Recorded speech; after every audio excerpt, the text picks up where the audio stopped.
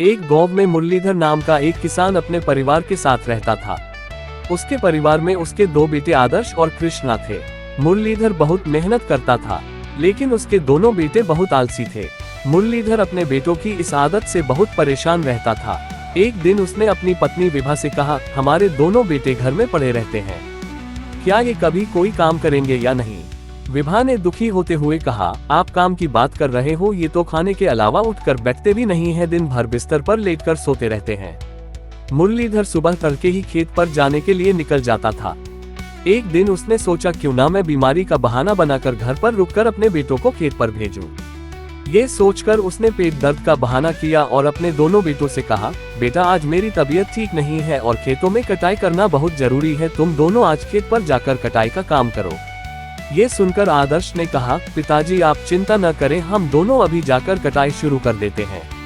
मुरलीधर बहुत खुश हुआ। उसने जल्दी से अपने बेटों को काम समझाकर खेत पर भेज दिया। उनके जाने के बाद मुरलीधर ने अपनी पत्नी विभा से कहा, तुम तो बेकार ही इन्हें आलसी कहती रहती हो, देखो आज मेरे दोनों बेटे जाकर खेत काटेंगे और मेहनत करेंगे। ये सुनकर विभा हंसने लगी। फिर उसने अपनी हंसी रोककर कहा, आपसे ज्यादा मैं अपने बेटों को जानती हूँ, आप कल जाकर देखना वे दोनों एक तिनका भी नहीं काटेंगे। ये सुनकर मुरलीधर बोला, चलो कल पता लग जाएगा वे दोनों आलसी हैं या मेहनती। शाम को दोनों बेटे वापस आ जाते हैं। मुरलीधर उनसे पूछता है, बेटा खेत पर कितना काम हुआ? इस बार कृष्णा जवाब देता है, पिताजी आप तो बेकार में परेशान हो रहे थे, हमने तो एक ही दिन में पूरा खेत साफ कर दिया। मुरलीधर विभा की ओर देखकर बोला, देखा मेरे बेटे कितने मेहनती हैं, तुम तो बेकार में इन पर शक करती हो। इस पर विभा बोली, मैं तो आंखों देखी पर विश्वास करूंगी। अगले दिन मुरलीधर खेत पर पहुंच जाता है। उसका पूरा खेत कट चुका था। वह बहुत खुश हुआ। उसने अपने दोनों बेटों से कहा, तुमने बहुत अच्छा काम किया है, लेकिन तुमने एक ही दिन में इतना काम कैसे कर लिया? इसमें तो कम से कम 10 दिन लगते। तभी आदर्श बोला, पिताजी हमने आसपास के गांव वालों को बुलाया और कहा इस पूरे खेत को एक दिन में काट दो। उन्होंने पूरा खेत एक दिन में काट दिया, हम तो वहाँ पेड़ के नीचे सो गए थे। मुरलीधर बोला, क्या और फसल का क्या हुआ?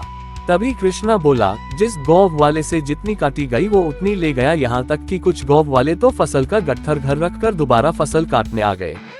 देखते ही देखते पूरा खेत कट गया। ये सुनकर मुरलीधर ने अपना सर पकड़ लिया। हे भगवान, तुम दोनों ने पूरे साल की मेहनत एक दिन में मिट्टी में मिला दी। इससे तो तुम दोनों घर पर ही रहते। ये देखकर विभा बोली, अब हम पूरे साल अपना पालन पोषण कैसे करेंगे? इन मूर्खों ने तो हमें कहीं का नहीं छोड़ा। मुरलीधर को कुछ समझ नहीं आ रहा था कि क्या करे। वह निराश होकर घर आ गया। आदर्श ने घर आकर कहा, पिताजी आपने खेत काटने के लिए कहा था, आपने यह नहीं कहा था कि फसल को घर लाना है। वैसे भी हम लोग इतनी मेहनत नहीं कर सकते। अगले दिन मुरलीधर ने कहा, तुम दोनों को ये घर छोड़कर जाना होगा, मैं तुम्हारा बोझ अब नहीं उठा सकता। मैं और मेरी पत्नी किसी तरह गुजर बसर कर लेंगे, चलो निकलो यहाँ से। मुरलीधर दोनों बेटों को घर से निकाल देता है। दोनों पूरे दिन भूखे प्यासे गांव में भटकते रहते हैं। शाम तक उनका भूख से बुरा हाल हो जाता है। किसी तरह वे एक पेड़ के नीचे रात काटते हैं। अगले दिन वे दोनों एक बनिए के खेत पर पहुंच जाते हैं। आदर्श बनिए से कहता है, सेठ ही हमें कुछ खाने को दे दीजिए, बदले में आप जो भी काम कहेंगे हम कर देंगे। सेठ उन दोनों को खाना खिला देता है। बदले में पूरे दिन उनसे मजदूरी करवाता है। शाम को दोनों उसी पेड़ के नीचे आ जाते हैं। कृष्ण आदर्श से कहता है, अगर हमने अपने माता पिता का साथ दिया होता तो आज हमें ये सब नहीं देखना पड़ता और हमारे कारण हमारे माता पिता भी भूखे मर रहे होंगे। तभी आदर्श कहता है, ओ भाई तू ठीक कहता है, चल हम दिन में सेठ के खेतों में मजदूरी करेंगे और रात को अपने खेतों पर काम करेंगे, कड़ी मेहनत करके फसल उगाएंगे। दोनों भाई दिन रात मेहनत में जुट जाते हैं।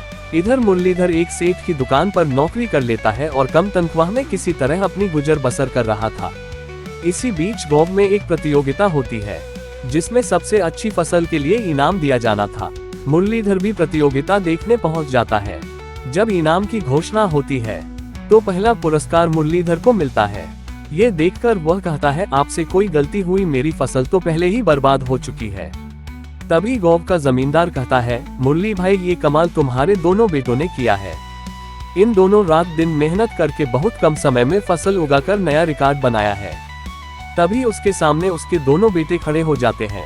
आदर्श और कृष्णा उसके पैर पकड़ लेते हैं। पिताजी हमें माफ कर दीजिए, हमें अपनी गलती का एहसास घर से निकलते ही हो गया था। इसलिए हमने मेहनत करके ये फसल उगाई है। मुरलीधर की आंखों से आंसू बह रहे थे। उस दिन के बाद तीनों बाप बेटे मेहनत करने लगे।